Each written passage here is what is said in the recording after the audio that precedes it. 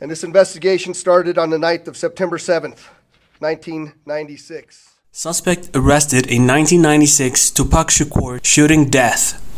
A grand jury has indicted Dwayne Keith D. Davis on charges of murder with use of a deadly weapon in connection with the 1996 killing, Las Vegas authorities announced.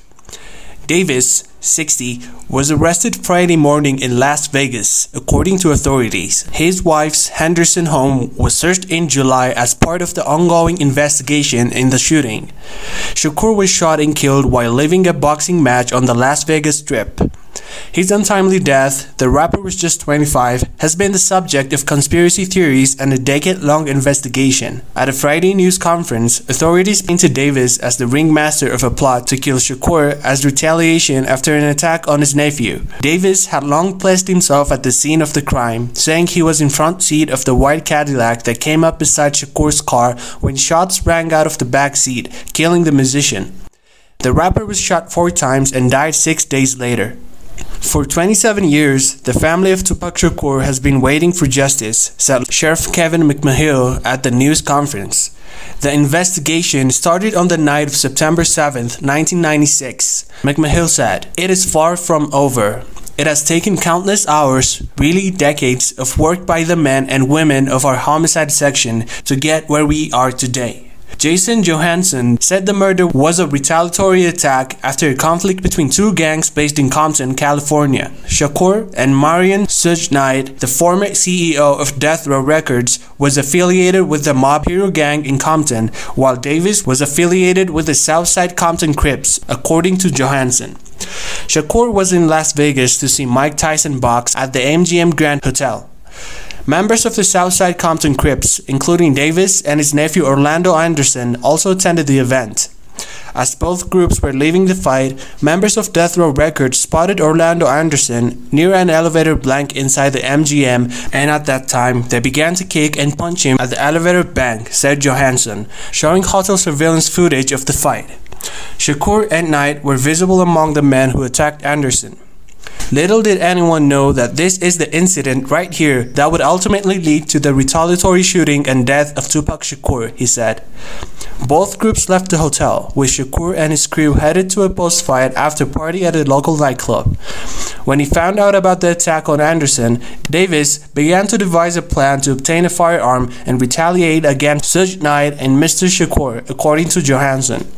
After he acquired a gun from a close associate, Davis got into a white Cadillac along with Terrence Brown, DeAndre Smith and Anderson. At some point in time, as they were in the white Cadillac, Mr. Davis took the gun that he had obtained and provided it to the passengers in the rear seat of the vehicle, Johansson said. A copy of the indictment stated Anderson and Smith were both in the backseat and does not specify which man pulled the trigger.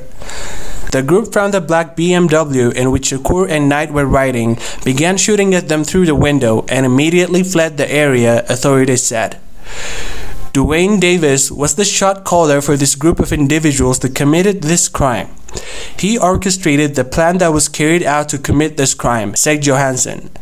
All the other individuals associated with the crime are dead, he added, including Anderson, who denied his involvement with the murder to CNN before his death in a gang-related shooting in 1998. Johansson said police have long known the outline of events that night, but lacked sufficient evidence to bring the case forward. The decades-long quest to officially solve the case was reinvigorated in 2018, according to Johansson. Davis's own admissions regarding the crime were a crucial piece of the investigation, he said. When the police searched Davis's wife's home in July, they seized a copy of the memoir Davis authored detailing street gang life and the murder of Shakur. In the memoir, Davis described himself as one of only 2 living witnesses of Shakur's shooting, the other being Knight, who is now serving time in prison for manslaughter in an unrelated case. Going to keep it for the code of the streets, Davis said when asked who of the 4 men in the car was responsible for pulling the trigger, "It just came from the back seat, bro." Davis had confessed to the crime to police in 2009, but the information was unable to be used, according to a former police detective who investigated the case. We sat him down back in 2009 and he confessed to his role in the murder along with other co-conspirators, Greg Kading told CNN's Jake Tapper on Friday. However, Davis had a proffer agreement, so we couldn't utilize that information that he was providing against him, Kading said. A proffer is an agreement in which a suspect agrees to provide potential useful information in an investigation, but the statements made generally cannot be used as evidence against the suspect. Johansson said officers knew the 2018 refocus on the case was likely our last time to take a run at this case to successfully solve this case and bring forth a criminal charge. Tupac's stepbrother, Tupac Shakur, who is also a rapper, said news of Davis's arrest is bittersweet. They have known about this guy who've been running his mouth for years, he said. So why now, he said. For us, this is not over. We want to know why and if there was any accomplices. Trailblazing rapper struck down in his prime. Shakur's career was short but hugely influential, and the musician has left an outsized legacy in music, style, and culture. Tupac Shakur was born on June 16, 1971 in Harlem, New York. He and his sister were raised by a single mother, former Black Panther member Afeni Shakur, until the trio moved to Baltimore, where Shakur enrolled at the Baltimore School for the Arts.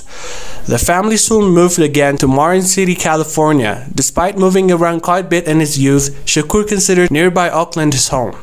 I give all my love to Auckland. If I'm acclaimed somewhere, I'm acclaimed Auckland, even if I don't live there, Shakur said in a 1993 interview. Knight, co-founder and then CEO of Death Row Records, visited Shakur while he was serving a prison sentence in New York in 1995 and offered to pay his bond on the condition he would sign onto his label. Shakur agreed and signed to Death Row Records, joining a roster of artists that included Snoop Dogg and Dr. Dre. The rapper released 11 platinum albums, 4 during his 5-year career and 7 others released posthumously. His first album debuted in November 1991. He was also a poet and featured in films like Poetic Justice and Above the Rim. He used his music to comment on social issues, with his introspective lyrics often visiting topics like racial inequality, poverty, and gang violence. His career was also distinguished by a high-profile rivalry with East Coast rapper Biggie Smalls. The hip-hop legend, who had a similarly meteoric rise to fame, was shot and killed in Los Angeles at the age of 24, less than a year after Shakur's death. His murder is still unsolved.